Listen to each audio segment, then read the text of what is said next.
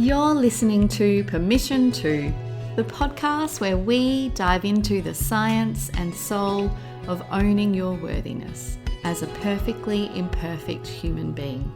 I'm your host, Sam Dew, psychotherapist, positive psychology coach, mama to a beautiful 5-year-old Amelie, and passionate advocate for living an inspired life. My aim is to show you that you have full permission to own your worthiness so that you can embrace your true nature and begin walking boldly toward your dreams. Let's dive in. Hi everyone. Welcome to another episode of Permission To. Today we're going to dive into permission to prioritize you.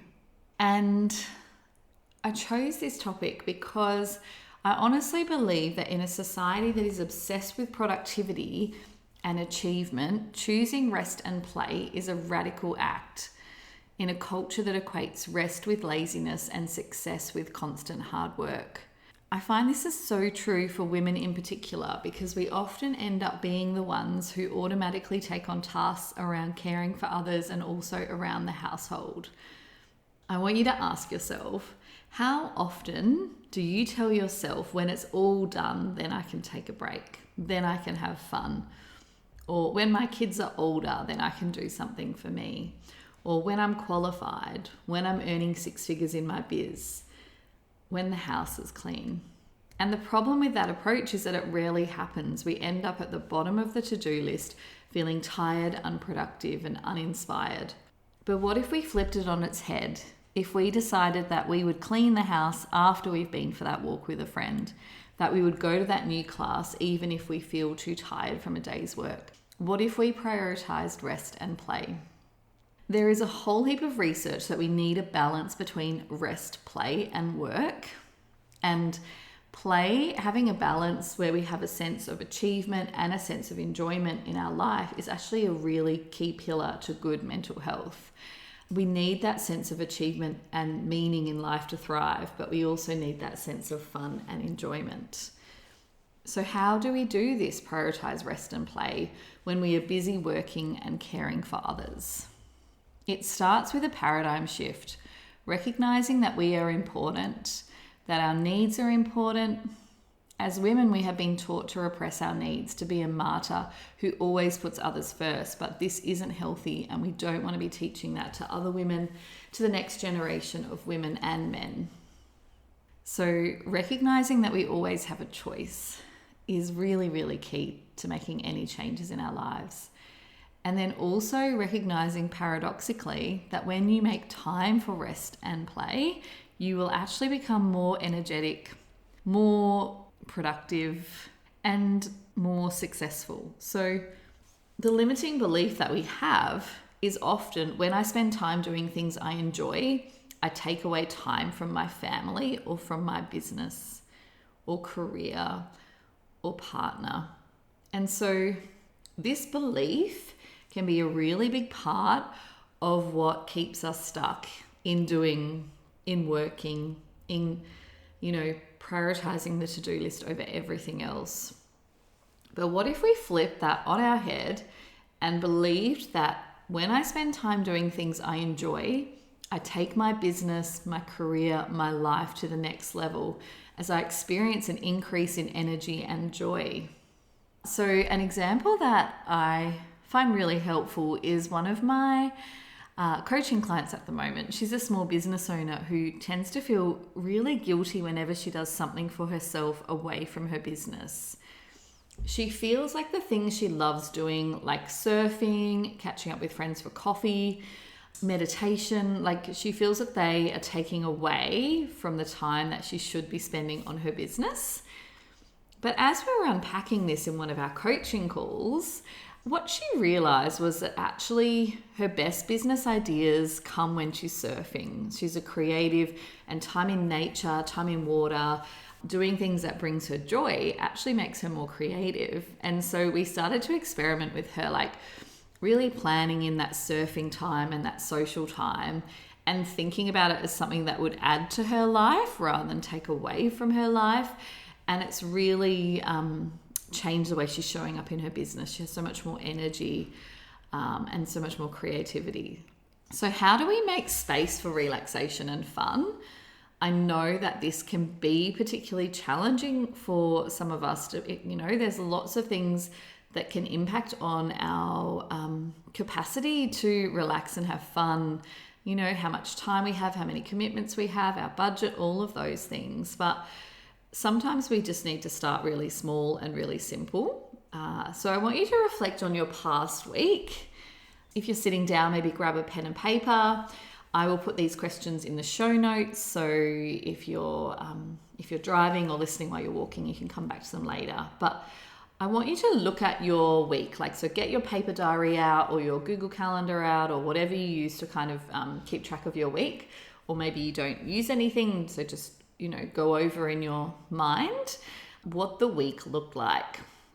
And then I want you to ask, was this a typical week for you? Because we all have our really tough weeks and our good weeks. So just check, was this a typical week for you? How much space did you have for rest? How much space did you have for fun and joy? And how did you feel throughout the week? How was your energy? Did you feel happy and energized some of the time? Of course, it's unrealistic to feel happy and energized all of the time, but we do want to have moments throughout the week where we feel joy and energy and excitement about life. Because sometimes it's not that we are doing too much, but it's that we are not doing enough things that bring us joy. I'm just going to say that again because I feel like that is a bit of a head. You got to get your head around it. But often we say to ourselves, oh, I'm feeling so overwhelmed or I'm feeling tight and flat. It's because I'm too busy. But actually, it's not always that we are doing too much, but that we are not doing enough things that bring us joy. So we need to create time to, do things that are fun, do things that are enjoyable, to take charge of our diary. And it all comes down to prioritizing that time first. So once you have reflected on your week and your ideal day, take some time to create space in your week. Get your diary out, get 3 different color post-it notes or 3 different highlighters or pens. And I want you to choose a different color for achievement, which might be business, work, whatever you feel is really meaningful and gives you a sense of purpose. And then a different color for enjoyment and a different color for rest. And what I want you to do is, as you're planning your week out, to consciously break the week into those different categories. And it does not need to be perfect. For some women, the weeks are so full on that it might be like Monday to Friday, you're just seeing a whole heap of achievement. And then it's like, okay, how can I make sure that I'm scheduling in something fun and something restful for me on the weekend? So start with that.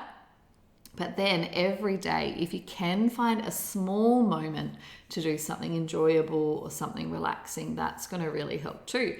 It might be 5 minutes of mindful coloring or going for a short walk. It doesn't have to be this really big thing. I think sometimes we make, we put all this pressure, we've got to start hobbies, we've got to start, and we make them really hard, but it gets to be easy, it gets to be fun. So that's my tip for today. I hope that has felt helpful. I really think that to start with, in a nutshell, you need to change the way you think about play and rest and stop thinking that play and rest are things that you only get after you've done all your work. Actually look at them as an integral part of your life and your well-being, and that when you prioritize those things for yourself, they actually do overflow into your relationships with your family, with your business, with your career, everything like that. So the first step is really to look at the stories that you're telling yourself about rest and joy and fun. And then the second is to spend a good amount of time really reflecting on your week. Look at your diary and see how much rest there is, how much play there is. And this is, by the way, not about making you feel like you're not doing a good enough job, because I feel like women often can be super critical of themselves, especially the women I work with. And so they could look at their diary and go, oh, well, I'm failing at life because I'm not doing anything fun, or I'm not doing a hobby. Please don't do that. That's not the point of this podcast. That's not the point of the work and the message that I have here. I want you to look at your week really compassionately. You know, if you're a mama of a newborn, like what play and rest looks like for you is going to be so different to me. I'm a mama of a 5-year-old, so I have a lot more freedom and flexibility now. So yeah, make sure that when you're looking at your week, you're really reflective, you're really curious about how you're spending your time. But then whatever you notice, whatever comes up, be really, really compassionate with yourself. And then once you've done that reflection, get out those colored Post-it notes or those colored pens and really try and plan your week with a sense of enjoyment and rest and achievement all mixed in together. Yeah, and give it a go. Just think of it as like, I like to kind of talk about these things as experiments or challenges with my community. And so there is no such thing as failure when it comes to trying new things. So you might try and add a yoga class to your week, or you might try and do some coloring in before you pick up your kids from school. Or, you know, if you're working full time, maybe you're trying to do something for yourself in the morning before you go to work. And yeah, the first week that you do it, you might find it really hard, or it might not work how you wanted it to. But then if you keep reflecting on it and work out, okay, well, this worked well, this didn't work well, you're going to learn something about yourself. You're going to learn something about your life by going through this process. So just be really gentle and compassionate with yourself, but stay open to adding more play and rest and joy into your life, because you matter, you're important, and you are so much more than how productive you are and how much work you get done in a day. So that's it for today. I wanted to keep it really short and sweet. And yeah, I hope that you loved this podcast. If you did, it would mean so much to me if you could leave me a 5-star review, and have a beautiful day. I'll chat to you again soon.